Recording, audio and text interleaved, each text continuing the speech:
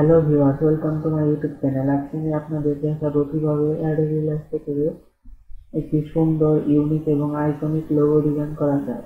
এই লোগোটি ডিজাইন করার জন্য আমরা এক্স লেটারটি সিলেক্ট করব। তার জন্য আমাদের অ্যাডোবি ইলাস্ট্রেটর সফটওয়্যার ওপেন করে আমরা ফাইল মেনু থেকে নিউ অপশনে ক্লিক করব। তারপর একটা ওকেতে ক্লিক করার পর আমরা একটা নিউ ডকুমেন্ট ক্রিয়েট হবে, তার সাথে একটা আর্টবোর্ড ওপেন হবে। তারপর আমরা টেক্সট টুলে সিলেক্ট করে একটা মিডল করি বা যে কোনো জায়গায় একটা ক্লিক করব। তারপর এক লেটারটি লিখবো, লেখার পর মাউস ব্রেক করে শিফট অল্ট প্রেস করে মাউস ব্রেক করে পরিমাণ মতো বড় করে নিয়ে আমরা ফন্টের নাম দিচ্ছি এখানে প্লেস হেয়ার ডিসপ্লে, এই ফন্টটি ব্যবহার করব। তারপর একটা ইলিপস টুল সিলেক্ট করে একটা চিকন লম্বা ইলিপস ক্রিয়েট করে নেব।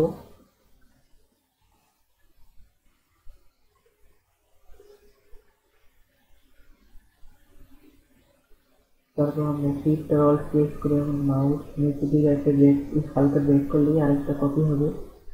তারপর পরিমাণ মতো চিকন করে নিব।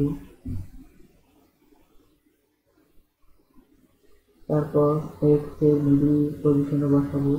তার আগে আমরা এক্স ক্লিক করে রাইট ক্লিক করে ক্রিয়েট আউটলাইন করে নেব। ক্রিয়েট আউটলাইন করার পর টেক্সট থেকে শেপে কনভার্ট হবে।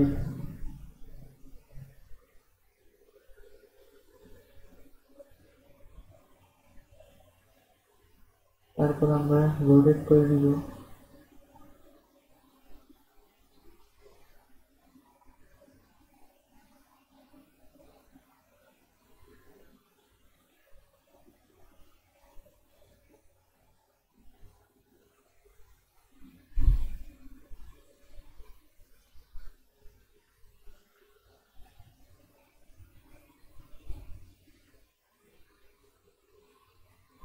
রোটেট করে সবকিছু ঠিকঠাক হওয়ার পর আমরা ছোট বড় করে নেব।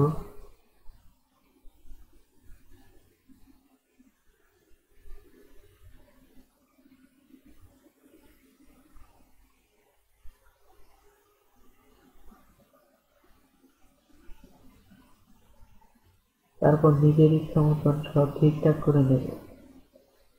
তারপর সবগুলো সিলেক্ট করে উইন্ডো থেকে পাথ ফাইন্ডারে ক্লিক করব।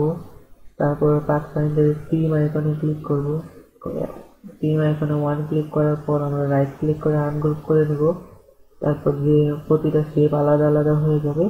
তারপর আমরা বাকি শেপগুলো সিলেক্ট করে ডিলিট করে দিব। তারপর আমরা কিবোর্ডের তারপর আমরা রেড কালার সিলেক্ট করব।